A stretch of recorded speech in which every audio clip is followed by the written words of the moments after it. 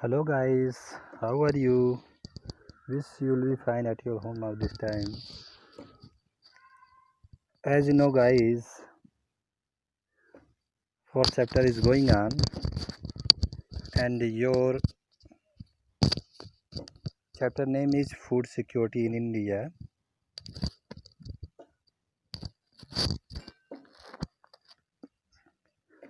Means what is the means of food security in India?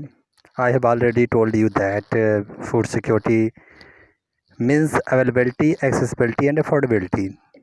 Availability means all time and all peoples and all times the food should be available in the abundant amount, यानी सभी समय सभी लोगों के लिए food का जो इंश्योरिटी है यानी सिक्योरिटी है वो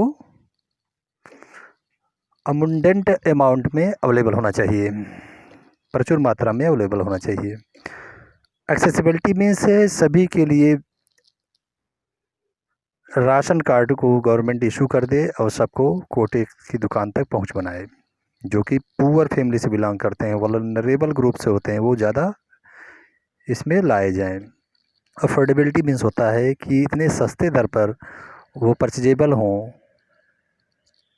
जो गरीब तबके से बिलोंग करते हों। Food is what is food security. देखो बेटा, इससे पहले कि फर्स्ट टॉपिक ऑलरेडी मैं डिस्कशन कर चुका हूँ, फिर भी आपको मेमोराइज कर रहा हूँ। तो ये सब अवेलेबिलिटी, एक्सेसिबिलिटी एंड अफोर्डेबिलिटी ये बनी रहे, इसके लिए गवर्नमेंट पीडीएस सिस्टम के थ्रू विजिलेंस होती है और उस पर एक्शन करते हुए जो ये थ्रेटेंड कंडीशन सिक्योरिटी का है उससे इस प्रॉब्लम को सॉल्व करती है। इसके लिए what is food security, food security क्या है, तो इसको अच्छी तरह समझने के लिए कि फूड सिक्योरिटी क्या है, तो फूड सिक्योरिटी का मीन्स जो मैं ऑलरेडी बताया, बस वही फूड की सिक्योरिटी होती है। यानी अवेलेबिलिटी होना चाहिए और इतनी मात्रा में अवेलेबिलिटी होना चाहिए कि 1-2 साल के लिए गवर्नमेंट चाहे तो कोई ऐसा सिचुएशन आ जाए, कोई ऐसी क्राइसिस आ जाए तो गवर्नमेंट अपने ग्रेनरी से वो पब्लिक को प्रोवाइड कर सके। एक्सेसिबिलिटी मतलब ये होता है कि एवरी पर्सन को जो है फूड तक उनकी रिच यानी कि विद इन रिच पहुँचने की रिच होना चाहिए। यानी कि जो भी किसी भी देश में जितने भी लोग रहते हैं सबको, अगर उनके पास लैंड नहीं है और जॉब की भी परमानेंट उनकी अपॉर्चुनिटी नहीं है तो उनको भी गवर्नमेंट उनके फूड तक की पहुंच बनाए। ये एक्सेसिबिलिटी होता है। अफोर्डेबिलिटी मीन्स होता है कि प्रत्येक व्यक्ति के लिए जो कि इनफ जीने के लिए एक लाइफ एग्जिस्टेंस के लिए बेसिक नीड के लिए आवश्यकता होती है उतने तक की इनकम वाले से कम, यानी कि जो बिलो पॉवर्टी लाइन के अंडर रहते हैं उनको भी गवर्नमेंट इतने कम रेट में फूड को इंश्योर करे और उनके लिए सिक्योरिटी बनाए। Why food security, food security क्यों? क्योंकि देखिए बेटा, फूड सिक्योरिटी इसलिए होनी चाहिए क्योंकि कंट्री में मान लीजिए कि जो बिलो पॉवर्टी लाइन के नीचे रहते हैं तो उनको तो बहुत ज़रूरत है ही, लेकिन कभी कभी ऐसा क्राइसिस आ जाता है जिसे natural disaster, natural climatic, tsunami, earthquake, drought, flood and बहुत से स्टार्वेशन के वजह से भी, फेमाइन आने की वजह से भी जो फूड सिक्योरिटी होनी चाहिए वो गवर्नमेंट की लाइबिलिटी बनती है कि ये कंट्री के वेलफेयर के अप्रोच से, लोगों के वेलफेयर के अप्रोच से ऐसे सिचुएशन से फेस करने के लिए रेडी रहे। जैसे देखिए, फेमाइन आई थी बंगाल में 1943 में, तो ये बहुत बड़ा अकाल था, इसमें बहुत से लोग मारे भी गए थे बंगाल प्रांत में। तो ऐसे में न केवल बंगाल की ही बात करें तो अन्य जो राज्य हैं जैसे कि उड़ीसा में कालाहंडी और काशीपुर है, वहाँ भी बहुत ही फेमाइन से लोग भारी संख्या में मृत्यु हुई।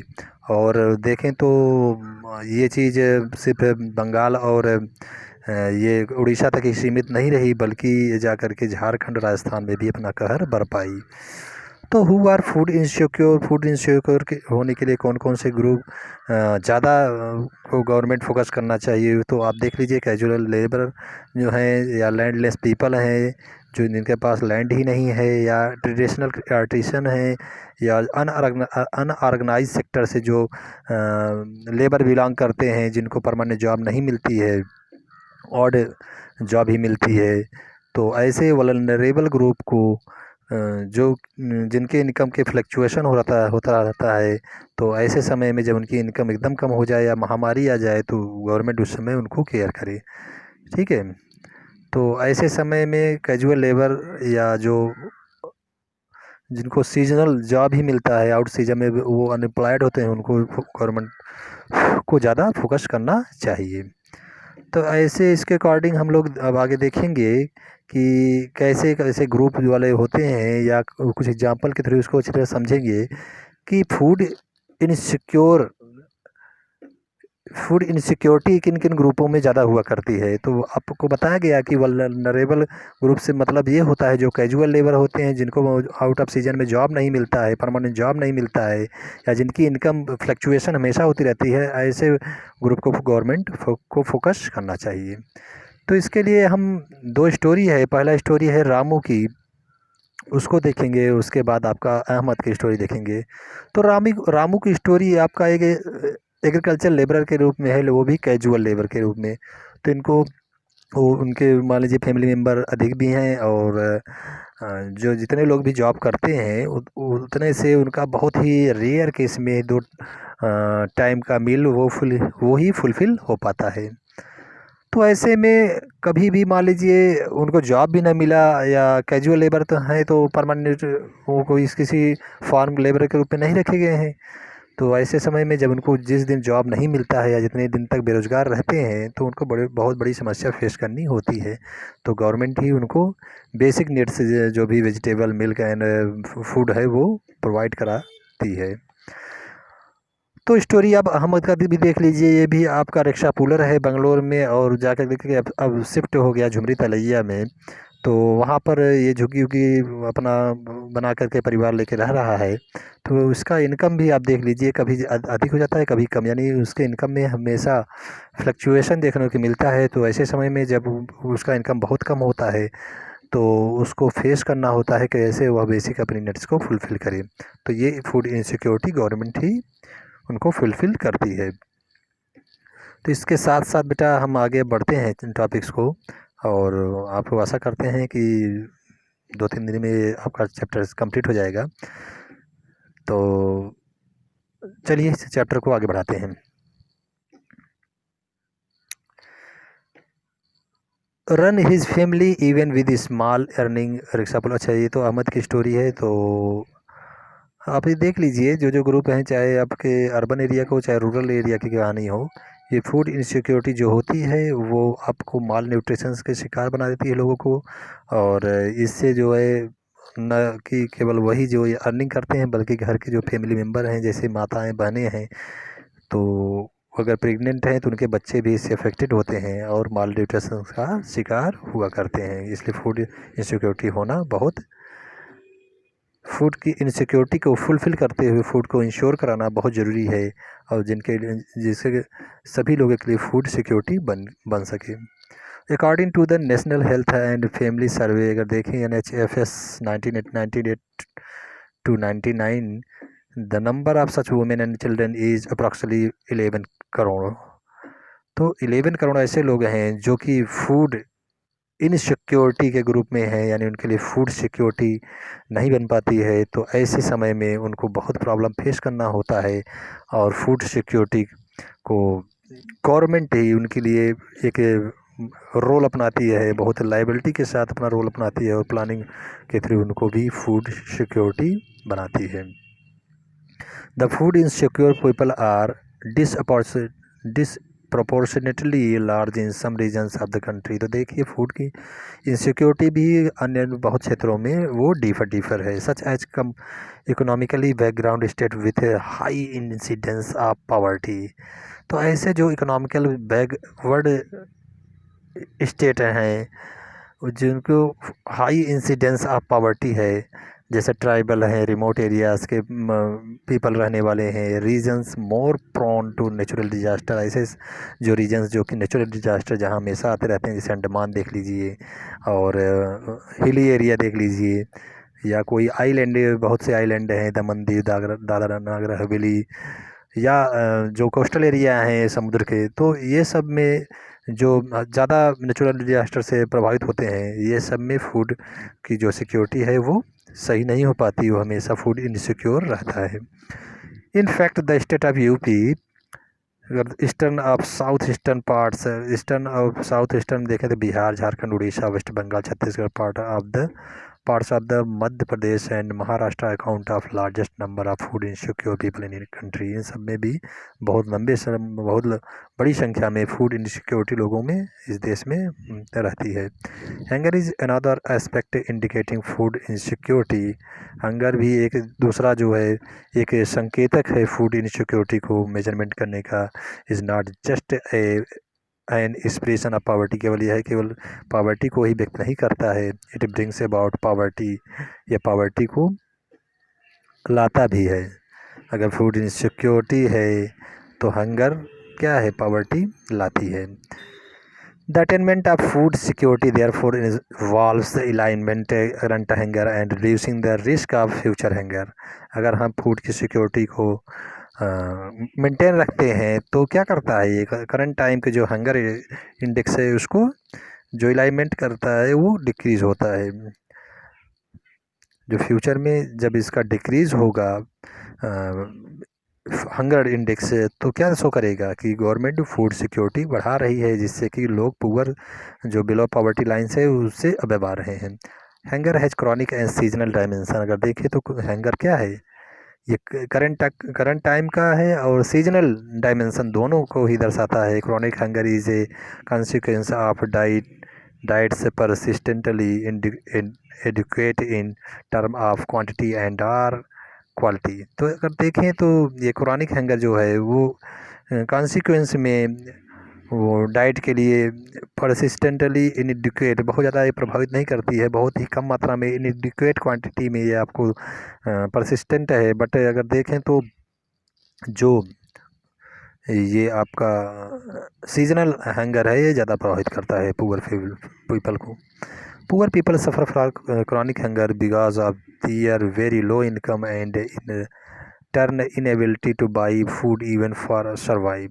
तो पुअर पीपल भी क्रॉनिक हंगर से सफ़र करते हैं because of their very low income and in turn inability two by food even for survival.